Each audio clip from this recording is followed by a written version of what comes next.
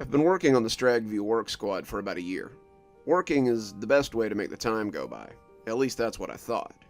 Before I'd been arrested for aggravated assault, I was a landscaper's assistant. I ran the mower, cut the bushes, moved mulch and sod in the hot sun for some fat cat client that had money to pay for landscapers, and if it hadn't been for the bar fight, I'd have probably gone right on doing that for the next 20 years until I finally blew my brains out. Now I get to do it for the next 5 years until I'm up for parole. If I live that long, I guess. Stragview's a big old prison that's been around since, I don't know, the turn of the century, I guess. It's split into two sections, the outer ward and the inner ward. The two are separated by a gate called the center gate, and the traffic between is heavily monitored. The inner ward is for housing. It holds 5 open bay dorms that look like big old summer camp cabins. They house around 100 guys and hold a series of bunk beds for them to sleep on. Next are the 2 big concrete block buildings that house the close management guys, 2-man cells and a series of 40-man quads. Amongst it all sits the foreboding concrete and steel edifice that hunkers behind the barbed wire fence and has the unfortunate luck of being Stragview's confinement unit, and also the J-Dorm death house. Aside from some officers and the canteen buildings that serve as our source of junk food, the rest is just grass and sand and concrete paths. That's a lot of grass to cut in the summer, and a lot of places for snow to blow in the winter. The outer ward, which lies behind the center gate, are the buildings that often serve as job sites. The chow hall, the medical pavilion, the classrooms, the libraries, and the security buildings are mostly concrete sidewalks. They don't require much work from my squad. These are places that are frequented by admins and are usually best avoided if you can help it. The majority of our work takes place inside the center gate. We were all sitting on the north pavilion by E-Dorm, drinking sodas and eating snacks, when the officer in charge of our squad came walking up. Sergeant Henderson was one of the best squad officers I'd ever had. He's not too strict, but he's not too lazy either.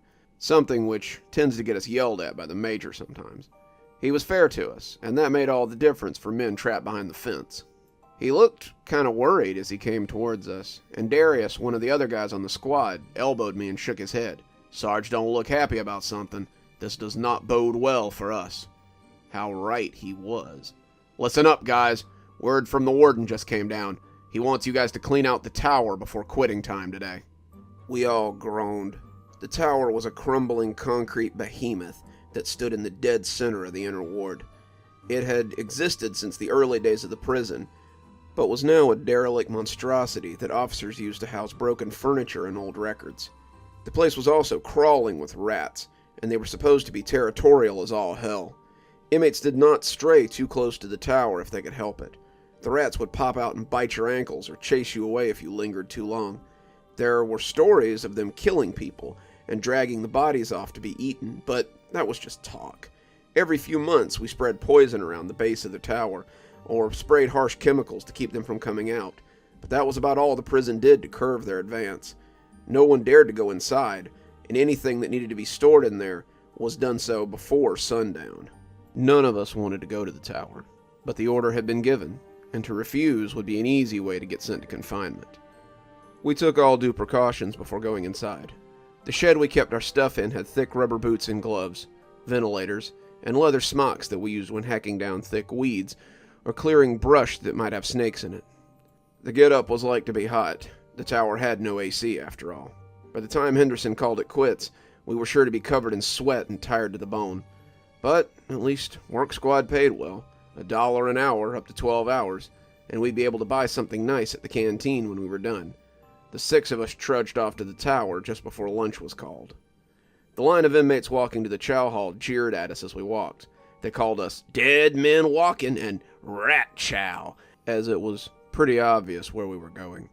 They joked about us feeding the rats, but I could tell that they were relieved too. They were relieved that it wasn't them. They were relieved that they weren't the ones that were going to have to go into that spooky old tower. The tower held an almost legendary status in their minds, and it was definitely better us than them that had to go into it. Before we knew it, we were standing in its shadow. The tower stood about 5 stories tall, roughly 50 feet. It was really only a ground floor and a top deck for observation, but the inside was a tall expanse of empty space. From the top, I figured you could see the whole compound, but I'd never been up there. When the prison was founded, this is where the riflemen stood and watched all the ants on the ground for signs of trouble. Now it was just a relic, something that reminded people of the good old days, and a home for the multitude of rats that lived here. The darkness was heavy and oppressive when we walked inside. The sun fought to find its way through the dusty windows, but found itself unable to pierce the decades of caked-on grime. Sarge flipped a switch next to the door, and the overhead lights came on for a second with a single buzz. It shone for about maybe 20 seconds before exploding in a shower of sparks and glass. The room was once again bathed in darkness, and the light coming through the door seemed unwelcome in that menacing place. We could already hear things moving around in the miasma of broken junk. The skittering and chittering of many mouths that swirled around us was a little unnerving, but we started dragging the closest stuff to the door out as Sarge called for someone to bring some standing lights. It was mostly desks and heavy furniture that had just been left to fall apart. As we moved in, I could already feel the sweltering heat sinking in. The furniture began to pile up outside, and as the lunch crowd filtered back to the dorm, we were all plastered with sweat and huffing on the lawn. Sergeant Henderson looked none too comfortable either. His uniform shirt clung to him, and he tried not to let the sweat stains show under his arms as he pressed his hands into his pockets. When the lights finally arrived, so did a tractor with a trailer. The desks began to be hauled away so they could be burned in the incinerator. Some of the desks seemed to be okay, but most of them were ruined. They were broken, some split along the legs, and others bowed and sagging under years of use. It was clear that some had been in much better shape when they had gone into the tower, but the legs had been chewed and the tops were covered in rat piss and droppings, both old and new. As they came into the sun, you could see the slimy leavings all across the desk simulated wood top, and I felt gross even through my gloves. The number of save desks were minimal. Most seemed destined for the incinerator. With the lights set up and bathing the inside in a hazy glow, we began to work deeper into the tower. The deeper we went, the more rats we found. Under every shadowy crevice and in every yawning drawer, there was a little cluster of them waiting to be discovered. They weren't horror movie rats, but it's pretty startling when something comes jumping out at you in the dark when you least expect it. As we moved the desks, we broke up their nests. Their nests were little collections of paper and wood that housed families of rats just waiting to be discovered. They came hissing out at us and slapped across our aprons and ankles like furry bullets. The thick gloves we had kept them from biting us, but they still fastened onto our hands and had to be shaken loose. Just the act of being bitten was horrific, and several of the guys started to refuse to go back in after the first hour. The mixture of hazy dark and loud angry animals was putting them on edge. It took all of Henderson's interpersonal skills to keep us working. Even so, there were mutinous whispers the whole time. Slowly but surely, we got the floor cleared. As the furniture began to disappear, the rats started to flee. They ran out the front door and ran up the stairs to the top of the tower, even squeezing through the crumbling floorboards and disappearing into the foundation. After a particularly fat rat wiggled through the boards, I bent and peeked through the slats into the inky blackness. I couldn't see much. It was as black as pitch down there. What I thought I saw was something that reminded me of water. I heard the current of wrestling feet, and as I stood back up, I tried not to think about it as I moved soggy cartons and threw them onto the pile of trash. A river of rats, an ever-flowing stream of black-furred bodies, flowing where exactly? I wish I'd remained ignorant. It all started when Sam went missing. Sam was a big guy, simple but strong, and he'd been moving around like a tractor in low gear all day. The big blonde farm boy had been moving desks with ease, laughing when the rats had bitten at him and throwing them against the wall with relish. In prison for an assault, like I was, he had grown up on a farm. Rats were probably no more bother to him than a fly. I was moving a big old heavy desk made of genuine mahogany when Darius stepped on a rat. He yelped just as the rat squealed pitifully, and he tripped backwards. When he went down, the leg of the desk snapped as it crashed against the floor, and the desk fell onto his leg. The crunch was audible, and he started screaming almost immediately. I tried to get the desk off him, and it took 3 of the others to finally get it to the side. His leg was a bruised mass of purple flesh, the bone clearly broken. Henderson came running over and swore loudly when he saw the leg. Medical was radioed, but no nurse would willingly set foot in the tower.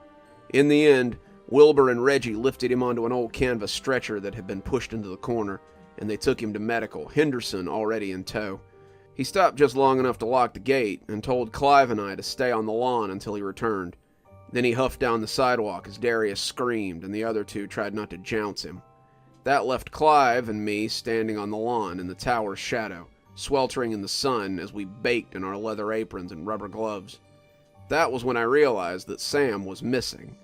"Hey, where'd Sam go?" I asked, no one in particular, looking around curiously. Clive only shrugged at my question, leaning against the tower and basking in the shade. He was an older guy, about 50, and he had been with the work squad the longest. He acted as a straw boss most of the time, something we let him get away with because of his age. Today, I really wished he had helped take Darius to medical and left someone else to sit here with me. The guy was worse than useless, and before my eyes, I watched him fall asleep in the warm shadow of the tower. I started looking for Sam, walking around the tower to see if maybe Sam had decided to nap somewhere outside as well. A quick trip around the base told me that he wasn't there. I turned to the front lawn, Clive still snoring comfortably, and looked at the gaping maw of the tower. He was still inside, but I didn't see how that was possible. He would have heard Henderson calling everyone out. He certainly hadn't decided to take a nap in there. That would have been a death sentence. The longer I stood there, the more I knew I'd have to go inside. I took a hesitant step, growing bolder as I approached the door. It yawned like a mouth, the darkness unaffected by the daylight that held sway outside. I stuck my head in first, looking around the now clear floor and seeing no one. I glanced up at the spiral staircase that led to the upper observation area. I doubted he had gone up there. That was out of bounds, and Sam wasn't prone to rule breaking like that. That's when I saw the rubber boot silhouette in the harsh halogen lights. It was laid on its side, moving ever so slightly, the owner hidden behind a small collection of desks still to be moved. I couldn't believe it. Sam was sleeping in here with all these rats. I knew he was a big dumb farm kid, but that sounded like a great way to get chewed on.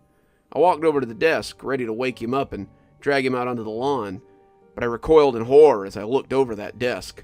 The green rubber boot had a leg in it that had been severed at the knee. I fell back against the wooden planks as I stumbled, and when my arm went through the rotted flooring, I felt wiry fur and then hard ground. Something bit my arm, and I pulled it free with a little jerk. The ground beneath the floor was dirty, covered in rat droppings and crunchy from old rat bodies. As I watched, I saw a flurry of rat bodies come scuttling past the opening. There wasn't much room beneath the boards, but the skittering masses didn't seem to need much. Then a dragging sound drew my attention back to the leg that was behind the desk. As I watched, I could see it disappear around the corner of the desk. I sprang up. The idea of rats dragging what was left of him down into the earth was appalling. I sprang over the desk to chase it away, coming over in a rush. What I found was an absolutely huge rat dragging the leg away. It reared up at me as big as a good-sized cat, and I backed away hesitantly as I assessed my stance. I reached for a broken-off 2x4, laid across the desk, and swung it at the bristling creature. It ran then, tail bobbing, dropping the leg as it ran for whatever hole it had come out of. That was when my cockiness got the better of me. I ran after the rat, brandishing the chunk of wood and chasing it as it fled in terror. I heard his smaller cousins running as well, and I swung the piece of wood around my head as I whooped and galloped around. They had been a constant terror this whole afternoon, and now I was getting some much-needed revenge. I should have counted my losses and went back outside. I would soon wish I had called in sick that day and just stayed in my bunk. When my foot sank into the wood this time, I tried to pull it out and give chase. Instead, it sank up to the thigh, and I was left squirming to try and get it loose. The big rat stopped running and turned to appraise me with its beady eyes. I swung the wood in his direction, but he was out of range, and he knew it. I squirmed and struggled, trying to get myself free, but when I heard the wood splintering, it didn't register right away. It wasn't until I was falling that it sank home how much trouble I was in. I was in free fall for a few seconds. The air dragged out of me as I plummeted into the darkness. When I hit the stone wall and some ancient chute, I felt my back being scraped as I smacked against it again and again. The wood tumbled out of my hand, and after 30 seconds of falling, I worried I would simply fall forever. Like Alice down the rabbit hole, I would fall until I found the floor. Unlike Alice, I would likely not survive the fall once the floor found me. I landed on something soft about 5 seconds later. It knocked all the wind out of me when I landed, and the sharp little spurs poked into my skin. I could feel blood oozing from the wounds, but they didn't seem to be too bad. My legs still worked, my arms too, and as whatever I had landed on began to wiggle, I rolled onto the floor. I assumed I had landed on a rat warren. The spiky barbs must be wood they had scavenged for their home, but when I rolled off, I quickly scrambled away when I saw what I had landed on. The light from above fell on a massive rat, as long as a sofa and just as big. It lay wheezing in its final moments, its body pulped and mushed. I had broken its bones when I landed on it, and its black and gray fur was riddled with bone spurs that had popped free. Its single piss-yellow eye rolled to meet mine, and I could see its profound confusion as it breathed its last ragged breaths. I took a shaky step back, still transfixed by its staring eyes, and that's when I started to hear the scuttling of many feet across the stone floor. I turned to the nearest tunnel and ran, not wanting to see what other horrors lived down here. I ran through the dark pretty much at random. The tunnels were pitch black as I put the light from the first room behind me. But I had a small lighter, and I used it to see my way. I had survived the fall somehow, and I held my hands in front of me as I ran to not put it out. I became aware of a strange scraping noise from up ahead. It sounded like hundreds of claws scrabbling on the stone, and I knew at once that I did not want to see what was making that noise. The tunnel left me few options, though, and I knew what lay behind me if I turned back. The sound got louder as I walked towards it. The floor became slippery the further I went, and my feet crunched as they came down on something brittle strewn across the floor. A flick of my lighter revealed small animal bones, probably rats, and some of the skulls were big enough to have been large dogs. As for the sudden wetness, I couldn't tell, but the terrible smell that accompanied it made me not want to investigate too closely. I came out of the tunnel and into a towering cave a moment later, and that was when I found the source. The lighter dropped out of my numb fingers, but I had seen all I needed to see in the flickering illumination. I crouched down, hands scrabbling, hoping beyond hope that whatever it was hadn't seen me. I knew it had, though. In that lightless place, I might as well have been carrying a bonfire. I could see its thousands of eyes glaring at me in the darkness. Their hate was enough to freeze me in my tracks. The Leviathan despised me, despised the intruder into its kingdom. As I searched for the lighter, I could hear it scrabbling on thousands of feet towards me as it moved its bulk across the floor. When I was little, I had an uncle who'd been an exterminator. One night while he was babysitting my brother and I, he had told us a story about something called a rat king. Not some prissy mouse with a crown like we'd seen in the Christmas play either. This was a group of rats whose tails had become hopelessly entangled to the point where they couldn't escape each other unless they chew their own tails off. He had spoken of dozens, maybe even 30 rats strung together in a writhing mass. He had told us about a collection of creatures that had become one creature, living as a symbiotic mass. I remember my brother and I sitting in awe of such a beast as we tried to imagine what it would look like. As I found and sparked the lighter again, I saw the mass of rats. There were hundreds of thousands of them, many the size of mastiffs, with their tails coiled like ropes. The one at the center, though, was an absolute beast. He stood at their core, eyes like semi-truck headlights, big as a small elephant, and his hissing cry sent shivers down my spine. He was at their center, their tails wound to him, and despite his size, I realized he was too massive to move without their collective legs. As the flame came to life again, I realized how close they were and took a step away. They shied away from me, their sensitive eyes dazzled by the sudden intrusion of light, and their shrieks were enough to drive me mad.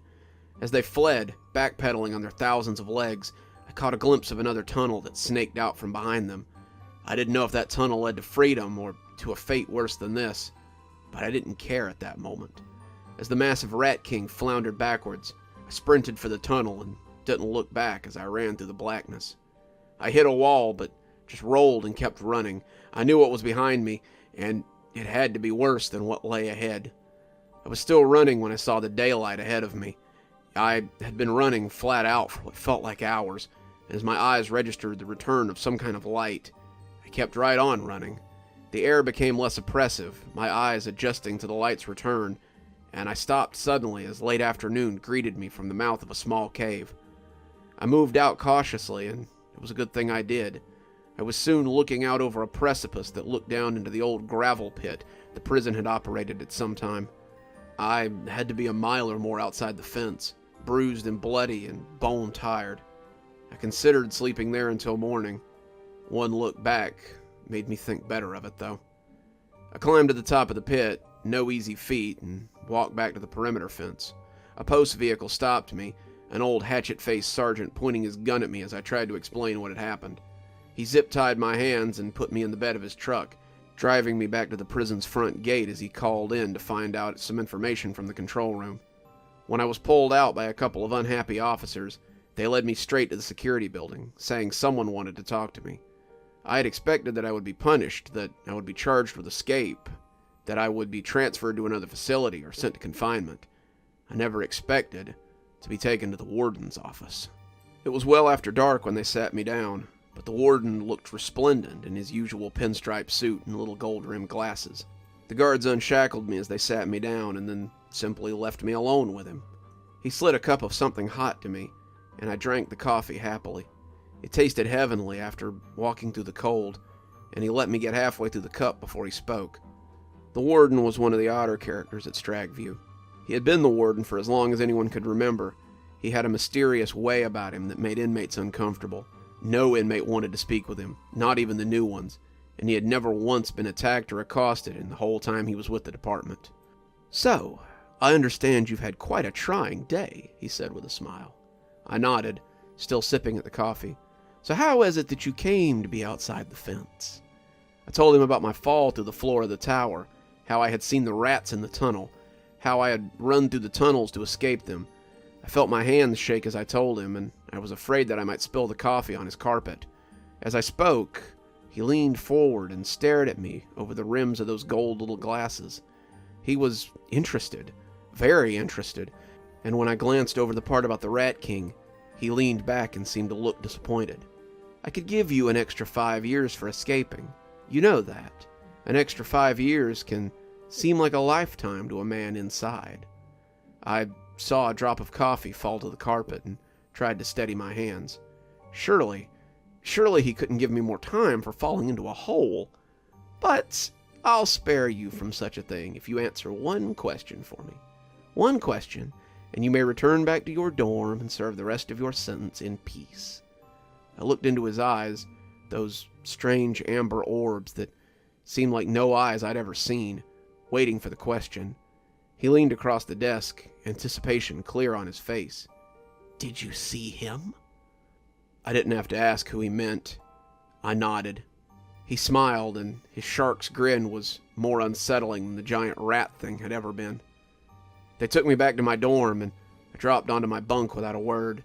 My fellow work squad members tried to get my attention, wanting to know where I had been, wanting to know what had happened to Sam, but I just lay there and pretended to sleep.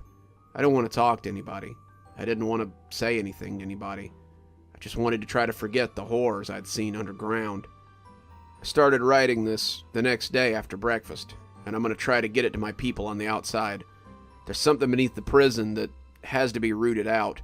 Sam's belongings have been moved. His name no longer appears on the call-out or the work squad schedule. It's as though he never existed at all. What if I hadn't come back either? Would I simply be one more inmate that never existed? As I sit here writing, I could swear there's a rat on the windowsill watching me. He's just standing there, the rain beating on his whiskers as he stares at me through the day room window's murky glass. I've seen the guards watching me too. I've seen beady eyes watching me after lights out. Seen the way the dorm officer's eyes often track to me when he thinks I'm not looking. Just like the furry figures that stand outside the glass when they think I'm not paying attention. At this point, I'm not sure where I'm more likely to find my death. Will I die by the hands of the sadistic warden, or by the teeth of the rats of Stragview and their merciless king who resides below? Good evening, everyone. It's me, Dr. Plague. Thank you so much for joining me for tonight's story. If you think you might be able to handle just one more creepy tale, go ahead and click on one of the stories you can doubtlessly see appearing at the end of this one. If you're not subscribed, go ahead and hit that subscribe button too. Maybe hit that bell so you don't miss any of the spooky things that we do here. If, like so many of my patrons, you decide you'd like to get your spooky a little bit earlier, why not come on down to Patreon and have a look at some of the great tiers that I have. My $5 tiers get their spooky a little early, and they have their name read out at the end of every TikTok and every YouTube video that I make. If you'd like a copy of my latest book, there's a link below to my Amazon profile. I've got many books. I'm sure you'll find one that'll suit you there. I always recommend Stragview stories, as it's the one I'm the most proud of. It contains a large collection of prison horror stories out of Stragview, the prison that I've made in the Georgia hills. So, if you'd like to have a look, come on down. Before we go, let's go ahead and thank our patrons. Thanks to Janet for being our Spooky Skeleton tier contributor, and thanks to Winter, Xaronan, Emily Coltsfoot, Stephanie Carrington, Marianne Schuler, Tyler Parker, and Jennifer Damron for being my Ghostly Reader tier contributors. Thanks, everyone. We just couldn't do the show without you. And as always, thanks for stopping by. Dr. Plague, signing off.